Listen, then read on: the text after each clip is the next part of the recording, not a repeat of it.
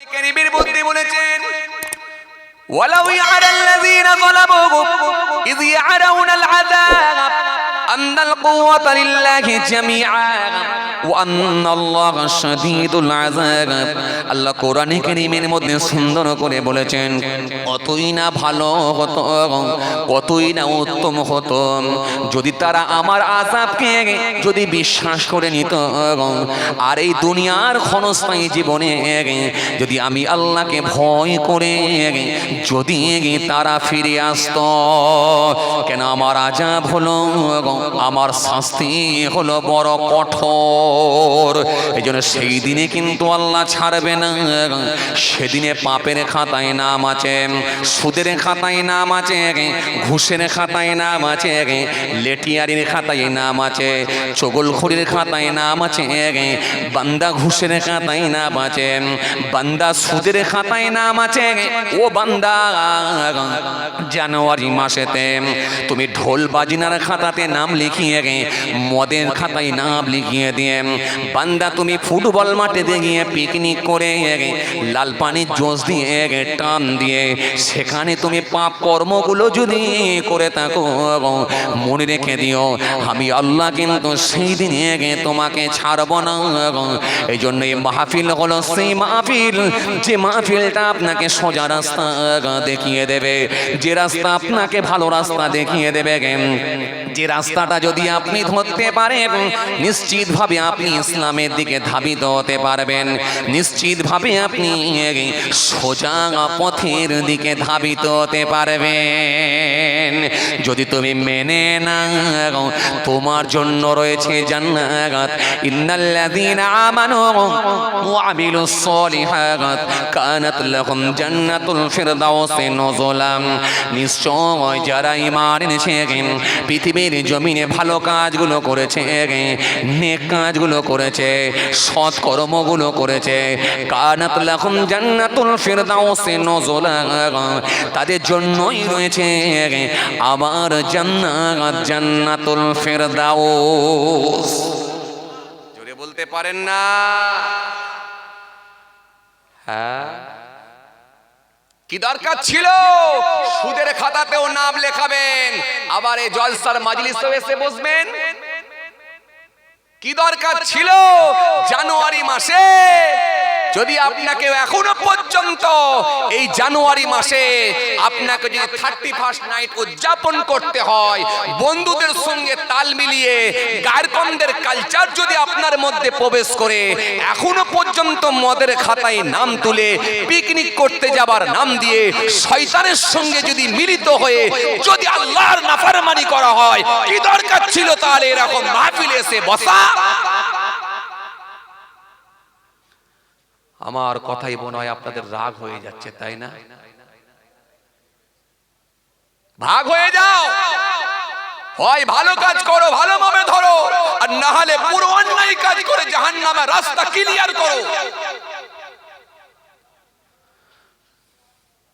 কোরআন স্পষ্ট ঘোষণা দিয়েছে, খতমাল্লাহু আলা কুলুবিহিম ওয়া আলা সামইহিম ওয়া আলা আবসারিহিম গিশাওয়া ওয়া লাহুম আযাবুন আযীম। ভাইরা আমার, বন্ধুরা আমার, সাথী মহব্বতের ভাইরা, আল্লাহ বলেছে হিসাব আমি নেব, হিসাব আমি দেব, হিসাব আমি নেব। সেই দিনে কিন্তু আমি ছাড়বো না। যদি সেই দিনকে ভয় করে যদি তোমরা ফিরে আসতে পারো, তোমাদের জন্য রয়েছে মঙ্গল, তোমাদের জন্য রয়েছে উত্তম।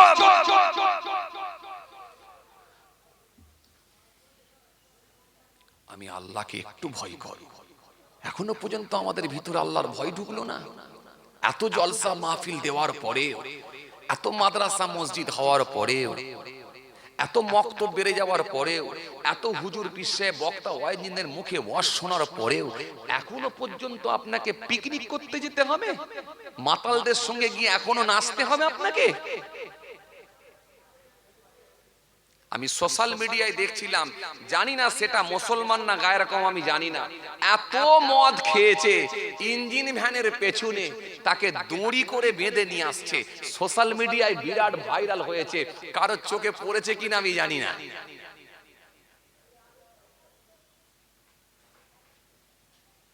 ইঞ্জিন ভ্যানে করে বেঁধে নিয়ে আসছে, ইঞ্জিন ভ্যানের পেছনে তাকে বেঁধে দড়ি দিয়ে বেঁধে নিয়ে আসছে, বাঁধা অবস্থায় আছে। সোশ্যাল মিডিয়ায় দেখছিলাম, একবার দেখছি আর একবার দুঃখ প্রকাশ করছি, হায় রে মানুষ, এখনো পর্যন্ত তোরা এরকম অবস্থা। মদ খাওয়াটাকে আল্লাহ রাব্বুল আলামিন হারাম করে দিলেন। এক জায়গা দু জায়গা না, একাধিক জায়গায় আয়াত দিয়েছেন কোরআনের মধ্যে। হায় রে হায়, বান্দা যে জিনিসটা খেলে বান্দা সেন্স হারিয়ে ফেলে, বান্দার জ্ঞান থাকে না, কোথায় নর্দমায় পড়ে থাকবে না কোথায় রাস্তায় পড়ে থাকবে, তার মুখেতে কুকুর এসে পেচ্ছাপ করবে, এটা তুমি আমার বান্দা কি করে আমি মেনে নিতে পারি? এজন্য আল্লাহ বলেন খেও না, এটা তোমাদের মধ্যে লাভ নেই, এর মধ্যে ক্ষতি আছে, এর মধ্যে ক্ষতির দিকটাই আছে, এটা খেলে তোমাদের কোনো উপকারে আসবে না, সুতরাং এটাকে ডাইরেক্ট আমি আল্লাহ হারাম করে দিব, খেও না। ইন্নামাল খামরু ওয়াল মাইসিরু ওয়াল আনসাব ওয়াল আজলাম রিজসুম মিন আমালিশ শাইতান ফাজতানিবু লাআল্লাকুম তুফলিহুন। কোরআন স্পষ্ট ঘোষণা দিয়েছে, মুসলমানের ছেলে এখনো পর্যন্ত জানুয়ারি মাসে তোদেরকে মদ পান করতে হয়, এখনো পর্যন্ত গ্যাজার টান মারতে হয়, আবার নিজেকে মুসলমান বলে আমরা দাবি করি। এই দুনিয়াটা কতদিন কিসে আপনি ভেসে আছেন? এই দুনিয়াটা তো খুব বেশি দিন না, কোন মুহূর্তে আল্লাহর ডাক আসবে, চলে যেতে হবে। ফিলিস্তিনের জমিনে হাজার হাজার নয়, হাজার মানুষ হত্যা হয়ে গেল ফিলিস্তিনের জমিনে। মায়ানমারের জমিনে আপনাদের জানা আছে জি, হাজার মানুষ, লাখ মানুষকে হত্যা করে দেওয়া হলো। গোটা পৃথিবী জুড়ে মানব হত্যা চলছে, মানুষ হত্যা চলছে, গোটা পৃথিবী জুড়ে মানুষ হত্যা, মানব হত্যা যেন একটা অব্যাহত আছে। ভাইরা আমার, এর পরেও কি মুসলমান একটু আল্লাহমুখী হওয়া যায় না? আপনারা কি আমার ওপর রাগ করছেন? কথা বলছেন না কেন? রাগ করছেন? একটু জোরে বলেন। ভাইরা আমার, বন্ধুরা আমার, সাথী মহব্বতের ভাইরা, দেখেন আপনি মুখে দাড়ি রেখেছেন, কিন্তু আপনার ছেলেটা যদি শরীয়ত বহির্ভূত কর্মের সঙ্গে যদি সম্পৃক্ত হয়, কিয়ামতের দিনে হয়তো তার দায়ভার আপনাকেও নিতে হতে পারে। কেন? আপনি তাকে ধর্মীয় শিক্ষা কেন দেননি?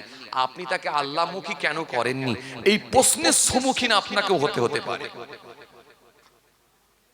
এই যে আপনি নামাজ পড়ছেন, মুখে দাড়ি রেখেছেন, বড় জুব্বা পরেছেন, আপনার বিবিটা যদি বেপরদা হয়ে ঘুরে বেড়ায়, কিয়ামতের দিনে এর দায়ভারও কিন্তু আপনাকে নিতে হতে পারে। সেদিন আল্লাহ আপনাকে দায়ুস ব্যক্তি হিসাবে চিহ্নিত করতে পারে। শুনছেন কথা? এজন্য আল্লাহ ছাড়বে না। এজন্য রাসূলুল্লাহর মাহফিলে এসে বসেছেন, এই মাহফিল থেকে ওয়াদা করলেন জেনে শুনে আর কোনো অন্যায় কাজ করব না। এই মাহফিল থেকে ওয়াদা করেন, এই মাহফিল থেকে ওয়াদা করলেন জেনে শুনে কোনো অন্যায় কাজের দিকে ধাবিত হব না। আল্লাহ না করেন যদি অন্যায় কাজের সঙ্গে যদি সম্পৃক্ত হয়ে যায় কোনো ক্রমে, আল্লাহ না করেন অন্তত তওবা করে আল্লাহর কাছে ফিরে আসব, এই মানসিকতা তৈরি করেন। এটা হবে মুমিনের লক্ষণ।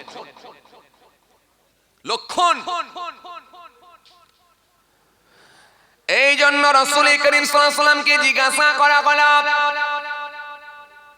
হযরত উমামা থেকে বর্ণিত হাদিস, وعن ابي امامه ان رجلا سال رسول الله صلى الله عليه وسلم ما الايمان قال اذا صرتك حسنتك وساءتك سيئتك فانت مؤمن। আল্লাহ নবীকে জিজ্ঞাসা করা হলো, হুজুর ঈমান কি বলেন হুজুর? আল্লাহ নবী বললেন, যখন তুমি কোনো ভালো কাজ করবে, যদি ভালো কাজটা করো, ওই ভালো কাজটা করলে তোমার মধ্যে আলাদা একটা মজা আসবে, তোমার মধ্যে আলাদা একটা অনুভূতি তৈরি হবে। আর তোমার দ্বারা যদি অন্যায় কাজ হয়ে যায়, যে কোনো ভাবেই হোক যদি হয়ে যায়, বন্ধুর পাল্লায় পড়ে আপনি লটারির টিকিট কেটে ফেলেছেন, বন্ধুর পাল্লায় পড়ে ক্যারাম বোর্ড আপনি খেলে ফেলেছেন, বন্ধুর পাল্লায় পড়ে আপনি তাস খেলেছেন, বন্ধুর পাল্লায় পড়ে আপনি জুয়া খেলেছেন, কিন্তু খেলার পরে আপনার মন আর ভালো না, মনের মধ্যে আপনি কষ্ট পেলেন, ব্যথিত হলেন, অনুতপ্ত হলেন, আল্লাহর কাছে বললেন, আল্লাহ জীবনে কোনোদিন আমি লটারি টিকিট কাটি না। আজকে আমি কি করলাম কেন আমি বন্ধুর কথাই শুনলাম? ও আমার আল্লাহ, তোমাকে আমি নারাজ করে ফেলেছি। ও আমার আল্লাহ, তুমি আমাকে মাফ করে দাও, তুমি আমাকে ক্ষমা করে দাও, মাফ করে দাও। কেঁদে কেঁদে কেঁদে কেঁদে বান্দা যখন আল্লাহর কাছে ফিরে এসে মাফ চাইবে, আমার নবী বলেছেন এই লক্ষণটা হবে মুমিনের লক্ষণ। যখন বান্দা কোনো অন্যায় কাজ করে ফেলবে, ওই বান্দা আল্লাহর কাছে অনুতপ্ত হয়ে ফিরে আসবে, চোখের পানি ছেড়ে কেঁদে কেঁদে কেঁদে কেঁদে মাফ চাইবে। যদি এটা সে মিলিয়ে নিতে পারে, আমি রাসূলুল্লাহ বলছি, ফান্তা মুমিনুন, অতঃপর সেই হবে একজন মুমিন।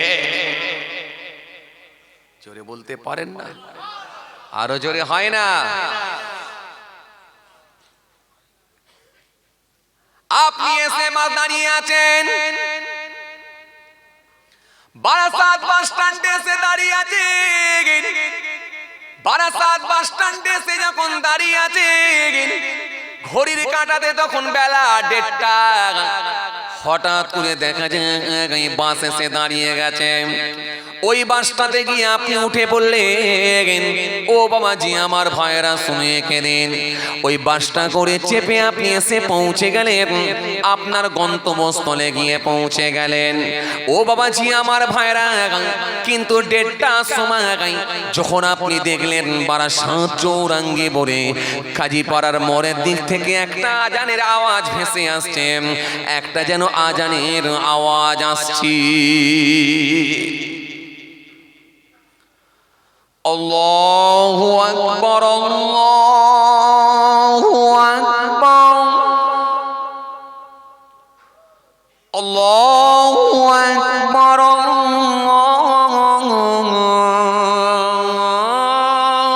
আল্লাহু আকবার। আশহাদু আন লা ইলাহা ইল্লাল্লাহ,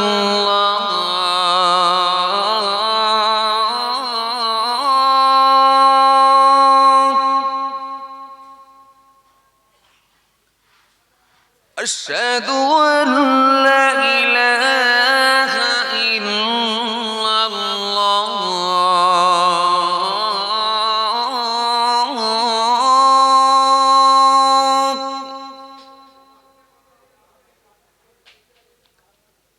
হে তরুণিয়া, নওজোয়ান জামাকেরা, হে আমার মুরব্বিয়ানেরা, বাবারা শুনে কে দিন বাবা, বাবারা জিনিয়ে কে দিন বাবা। এই আজানের আওয়াজ যখন ভেসে ওঠে, মনের মধ্যে একটা কম্পন শুরু হয়ে যায়। যদি আমি আমার বাস চেপে গন্তব্যস্থলে যাই, নামাজটা আমার কাজা হয়ে যাবে। সুতরাং যাই অন্তত গিয়ে আমি নামাজটা আদায় করে নি।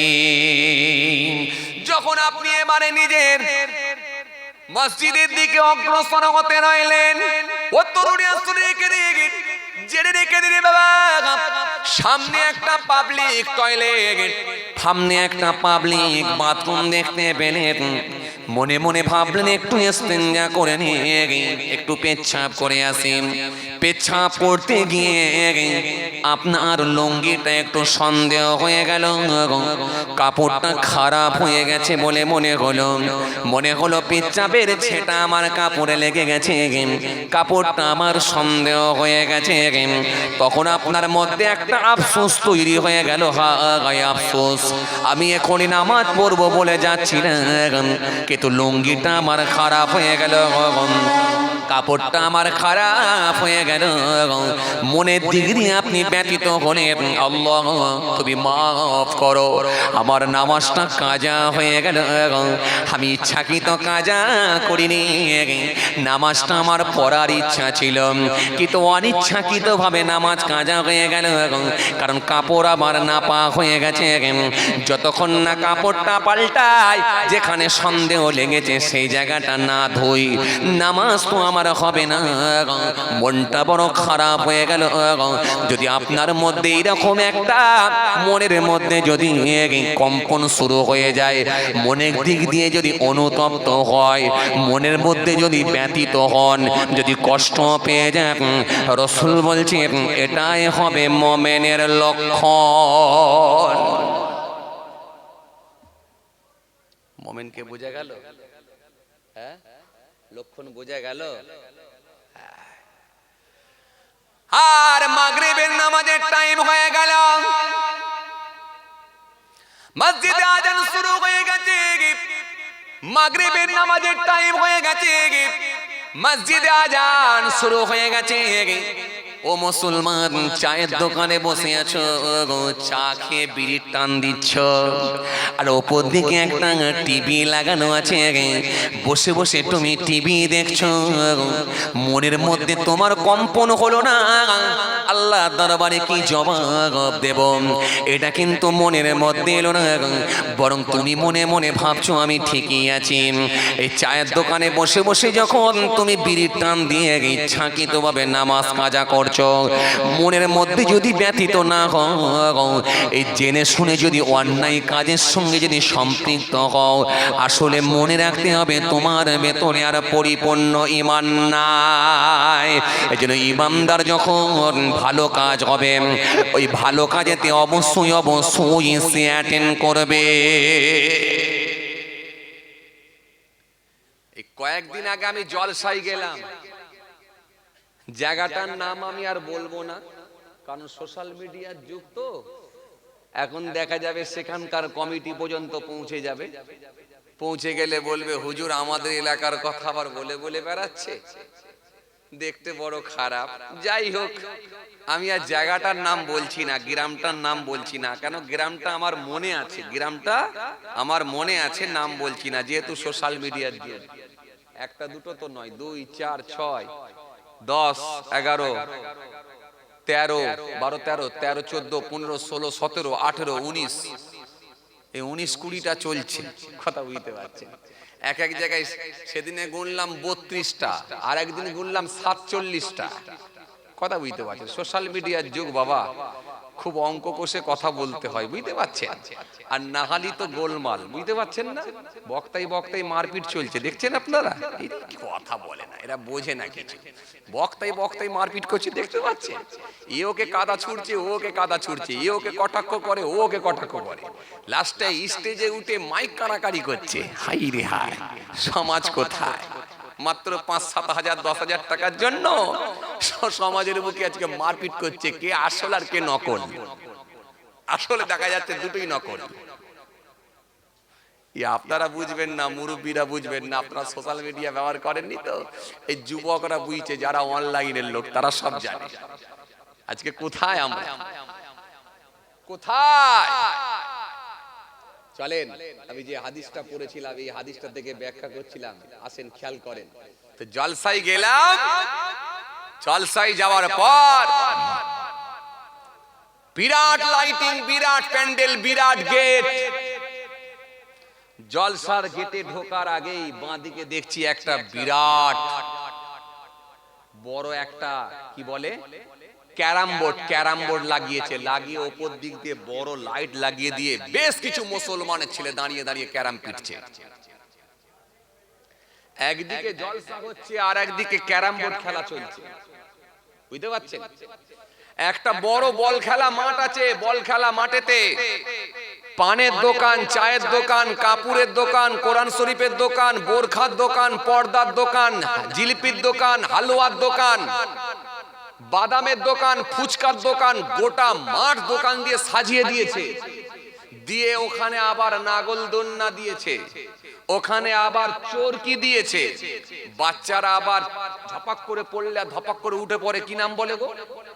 জাম্পিং, জাম্পিং দিয়েছে।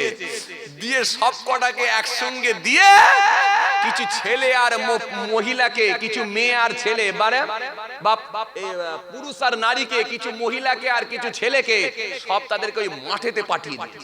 মানে একটা জলসাকে কেন্দ্র করে 3টে ভাগ হয়ে গেল। একদল ক্যারাম খানায়, একদল জলসায়, আর একদল মেলায় 3 জায়গার লোক ভাগ হয়ে গেল, সব কিন্তু টিম মুসলমান। এই ক্যারাম বোর্ড যারা খেলছে ওদেরকে যদি বলেন আপনারা মুসলমান, জলসা যারা শুনছে ওদেরকে বলে আপনারা মুসলমান, মাঠেতে যারা মেলায় অংশগ্রহণ করেছে ওদিকে যদি বলেন আপনারা মুসলমান। শুনছেন কিছু কথা? হ্যাঁ, আচ্ছা এবারে আপনারা বলেন, ছেলে আর মেয়ে, মহিলা আর পুরুষ যদি এক জায়গায় জমায়েত হয়ে নাগলদুন্নাই খেলে, নাগলদুন্নাই উঠে, চরকিতে ঘুরে, যেখানে মেলায় যদি সেখানে অংশগ্রহণ করে, আপনারা বলেন ওই জলসা কি আল্লাহর দরবারে পৌঁছাবে বলে মনে হয়? কিছু বুঝতে পারছেন কথা? হ্যাঁ, মানে কাস্টমার ভাগ হয়ে গেছে, সব মুসলমান, কিন্তু যেখানকার খরিদ্দার সে সেখানে চলে যাচ্ছে। আসেন আপনাদেরকে আমি একটা কথা বলবো, এই যে এই এক কাপ চা পেচ্ছাপের ছিটা মেরে খাওয়া ভালো না পেচ্ছাপ খাওয়া ভালো, কোনটা ভালো?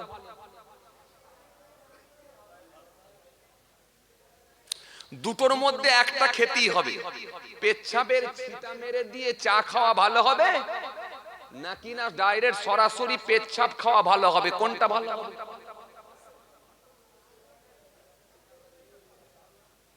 এই লোক কিছু কথা বলছে না কেন? আপনারা বুদ্ধিমান লোক, একটু ভাবনা চিন্তা করে বলেন কোনটা খাওয়া ভালো, পেচ্ছাপের ছিটা মেরে দিয়ে চা খাওয়া ভালো নাকি না সরাসরি ডাইরেক্ট পেচ্ছাপ খাওয়া ভালো, কোনটা ভালো? চাচা বলছে ডাইরেক্ট পেচ্ছাপ খাওয়া ভালো।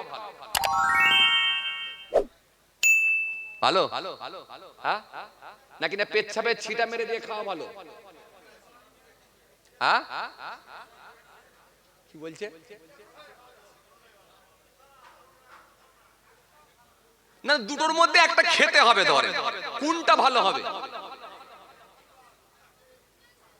হ্যাঁ,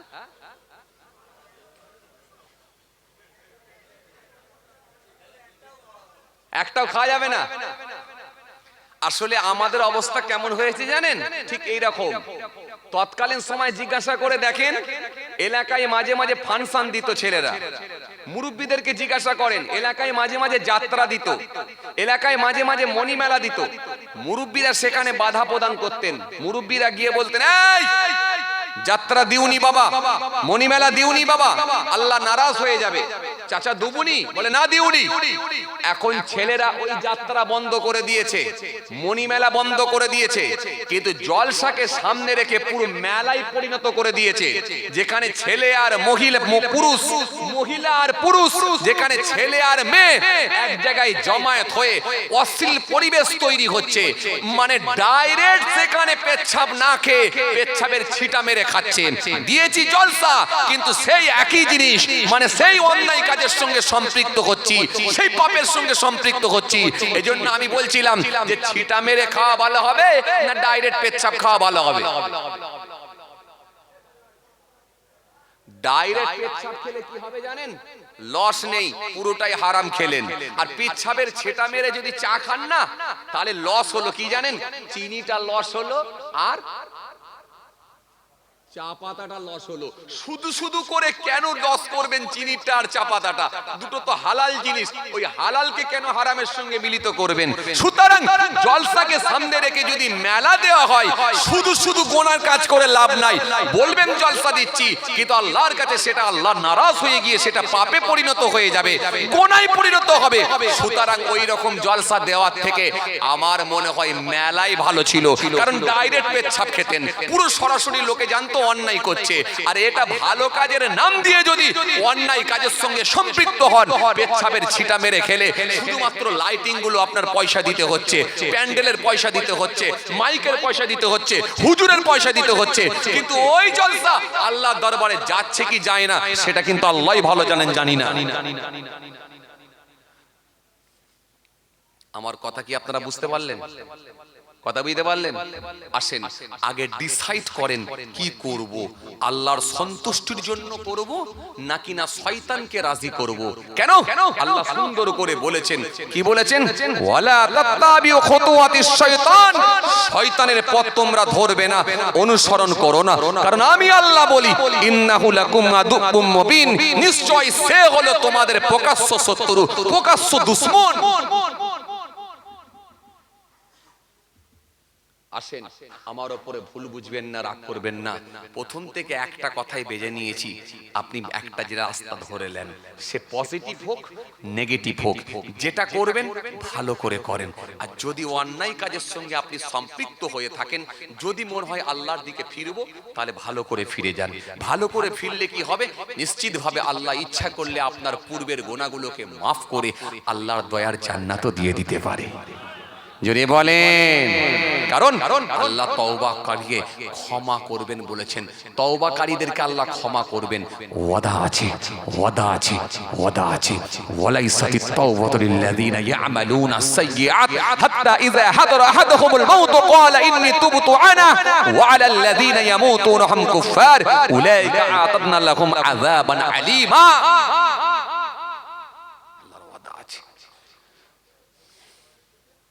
হে তরুণিয়া নওজোয়ান জামাকেরা, হে আমার মুরব্বিয়ানেরা, বাবারা শুনে কে দিন বাবা, বাবারা জেনে কে দিন বাবা। আর যদি তোমরা মেনে না গো, তোমাদের জন্য আমি আল্লাহ কঠিন আযাব রেখে দিয়েছি।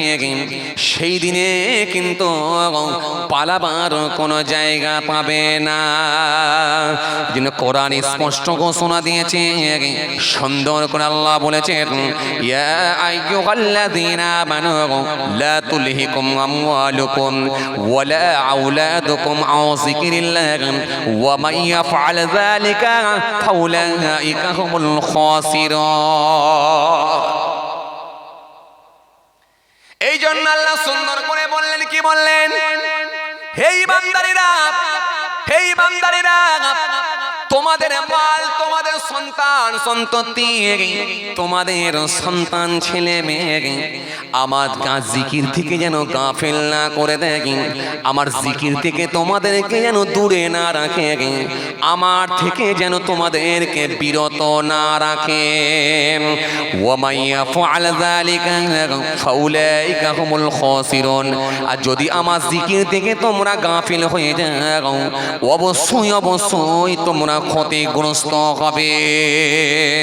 ঘরে থাকবে খানা, খেতে পাবে না, বিরাট বড় বাড়ি বানাবে, শুতে দেব না, বিরাট বড় কারখানা বানাবে, যেতে দেব না, বাড়িতে অনেক খাবার থাকবে, খেতে দেব না। কথা ঠিক কিনা? চাচা আমার মেয়ের বিয়ে দিচ্ছে, চাচা আমার মেয়ের বিয়ে দিচ্ছে, কত রকমের খাবার ইন্তজাম করেছে, কত রকমের খাবার ব্যবস্থা করেছে, কত রকমের খাবার ইন্তজাম করেছে। জামাই আসবে, জামাইয়ের এলাকার মানুষেরা আসবে, কত রকমের খাবার করেছে, মাছ ভাজা করেছে, চিকেন করেছে, বিরিয়ানি করেছে, সালাদ করেছে, দই করেছে, আন্ডা করেছে, ভুনা করেছে, কাবাব করেছে, দই করেছে, মিষ্টি করেছে, থামস আপ করেছে, কোল্ড ড্রিঙ্কস করেছে, আইসক্রিম করেছে, কত রকমের খাবার সবাই বসে বসে খাচ্ছে। আর চাচা আমার শুধু একটু ভাত নিয়ে করেলা ভাজা দিয়ে খাচ্ছে। পাড়ার ছেলেগুলো এসে বলল, ও চাচা, ও চাচা, ও চাচা, ও চাচা, তুমি কি কিছু খাবে না? চাচা বলছে তো চাচিমা দেবে না। পাড়ার ছেলেগুলো এসে বলছে, ও চাচা, ও চাচা, তুমি কি কিছু খাবে না? বলে তোমার চাচি দেবে না। আবার চাচিকে গিয়ে বলছে, ও চাচি, ও চাচি, চাচাকে কিছু দাও না। বলে তোমার চাচা খাবে না। কথা মনে বুঝতে পারেন, বুঝতে পারছি? ওর কাছে গেলে বলছে তোমার চাচি দেবে না, আর এর কাছে এলে বলছে তোমার চাচা খাবে না। কথা বলেন না কেন? হ্যাঁ, আবার চাচার কাছে গিয়ে বলছে ছেলেগুলো, ও চাচা, ও চাচা, তুমি কি কিছু খাবে না? বলে তোমার চাচি দেবে না। কেন? 750 সুগার উঠে গেছে, তোমার চাচি ছাড়া কেউ জানে না। দিলে আর তোমার চাচি আমাকে বলেন মাঝে মাঝে পাবে না, ঘন্টা বেজে যাবে, তোমার চাচি ছাড়া কিন্তু কেউ জানে না। আল্লাহ বললেন শোনো, হারামের টাকা কামিয়েছো, বিরাট বড় বিল্ডিং করেছো, করো করো, কিন্তু আমি আল্লাহ তোমাকে শান্তি দেব না, এমন সোগার দেব, খেতে দেব না, পিঠেতে এমন পাত দিয়ে দেব, বড় সুন্দর বাড়িতে আরামের খাটেতে ঘুমাতে দেব না। ডাক্তার বলবে তেলায়ের ওপরে শুয়ে শুধু পাটিতে শোও, বুকের মধ্যে এমন শ্বাসকষ্ট দিয়ে দেব, হাঁপানি রোগ দিয়ে দেব, এসি রুমে তোমাকে ঘুমাতে দেব না। তোমার চোখের সামনে মেয়ে আর জামাই এসি রুমের মধ্যে ঘুমিয়ে ফুর্তি করবে, তুমি খালি দু চোখ দিয়ে দেখবে, বারান্দায় পড়ে থাকবে। কেন? হারামের পয়সা কামিয়ে যদি তুমি তামাজ জিকির থেকে যদি গাফেল হয়ে যাও, আমি আল্লাহ বলি ফাউলাইকা হুমুল খাসিরুন, অবশ্যই তোমরা ক্ষতিগ্রস্ত হবে, অবশ্যই অবশ্যই ক্ষতিগ্রস্ত হবে।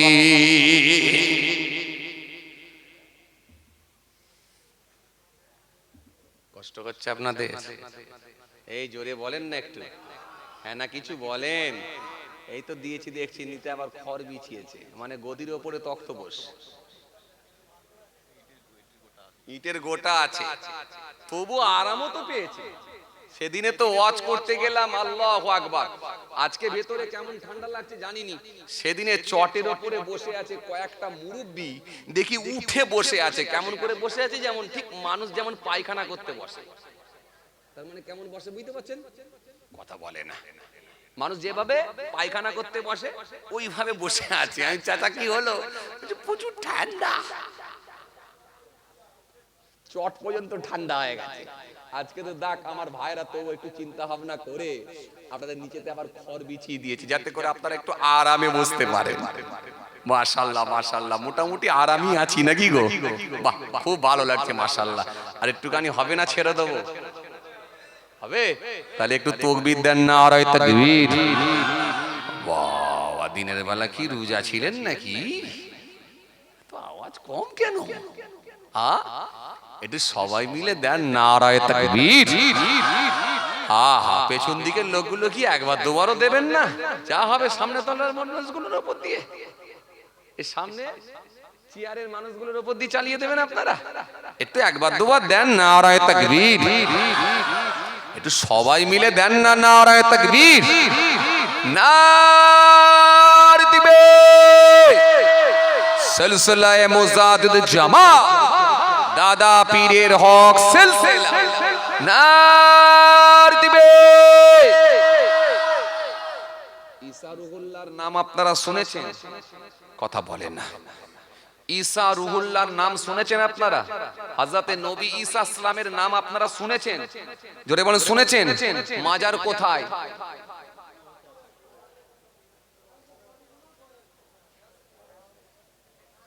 কিছু একটা বলেন, কোথায়? মাজার নেই, কবর নেই,